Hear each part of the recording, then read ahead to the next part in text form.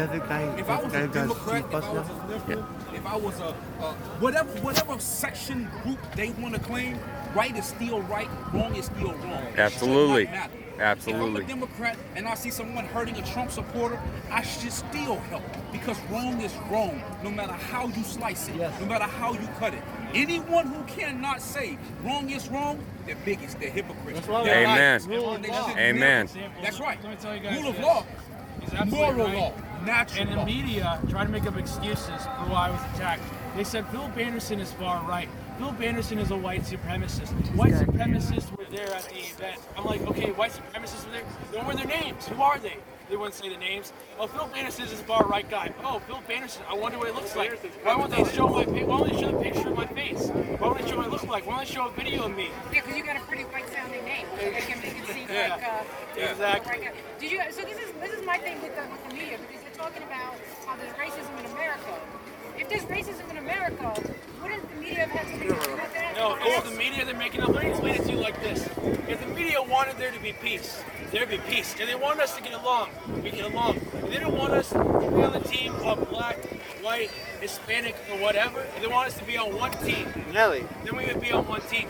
The media is desperate to keep us separated. Absolutely. Absolutely. Because the Democrat Party cannot survive any future presidential elections if we all get along. If we get along, we can talk to each other, we can find solutions. My brother right here was just talking about how black people are suffering in the urban areas, how black on black crime, and also how is it that black people vote Democrat for so long and they get nothing in return? Okay? Well, they're about to dump you guys for the new wave of 25. Yeah, so they're about to dump the black community. They're already, the whole debate, the Democrat primary debates were all like speaking broken Spanish. Disgusting. Like anybody in third grade has a better pronunciation. Right. They're like, hola, yo soy el democrado. You know what happens is if we're divided, you can't think. Exactly. Right. And fear. As long as you're fearing and you're angry, you're not thinking. You're out of your wits. You're out of sorts. So guess what? Somebody can tell you something, and you're already built up negatively inside. You're gonna gravitate to whatever negative is coming out, right? Yeah, so when they put you in that negative state, and then they give you negative things to decipher from, you're gonna pick out all the negativity because it connects to you. Let me So give you they an do that example of before that. that. Let me give you an example of that. What he says is absolutely right. Because the whole point of my protest against big tech and the free speech rally I had that Antifa attacked was the right to think in public, the right to speak in public. That's how we get along. I told Antifa time and time again, we're friends as long as you're peaceful. You can walk up to the microphone, give your own speech. You can call me every last name in the book if you want to do that. All right, you can say whatever you want and give your own speech. You can debate with us. All you have to do is be peaceful. Over 500 Antifa members showed up. Not one of them did that. They all attacked. They all attacked the police. They tried to knock over the barrier. They literally tried to murder me. They tried to lynch me. And then they tried to make me out to be the bad guy when I said, you're more than welcome to come and be part of this, okay? Well, the Democrats were the party of the racists for a long time. Oh, they're still the racists. The Confederate States. They still are, but they Confederate pretend. States. Yeah. They pretend that they've now switched. And I think what's interesting is that the media has spent the last 40 years portraying the image of the black urban violent thug, right? Constantly, over and over and over again. Look, this is a black man. Look, this is a black man.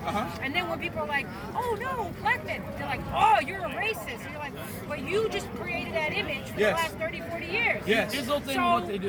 And I got to tell you something about that. I was interviewed by ABC News, Dan Noyes, all right? Yeah. He came to my Airbnb to interview me. You want to know what this sucker did? This guy walked in, pretending like he was, getting everything on video when he was walking in the front door, trying to show like what everything looked like, my friends and everything. There was black friends in the room, all right? Half black and also half white. Not that it makes a difference to me. But what he did was disgusting. He waited till the interview was over, and as he's walking out, he gets video. Why? Because he cut out all the black people in the room. All he showed in what he put on ABC News was the white people in the room. All right, that's what he did. He didn't show the black people in the room because they can't let people know there's black people that were there with me, that were speakers with me. They wouldn't even let it show. And I'm telling you, literally, while they're interviewing me, they move the camera and they cut it right away. So you wouldn't see the black guy in the room. They did it 3 times. I'm not even kidding. It's insane because they're trying to portray me to be a coon and say, oh, he's not a real black man. Let me ask you something. What is a real black man? There you go. What is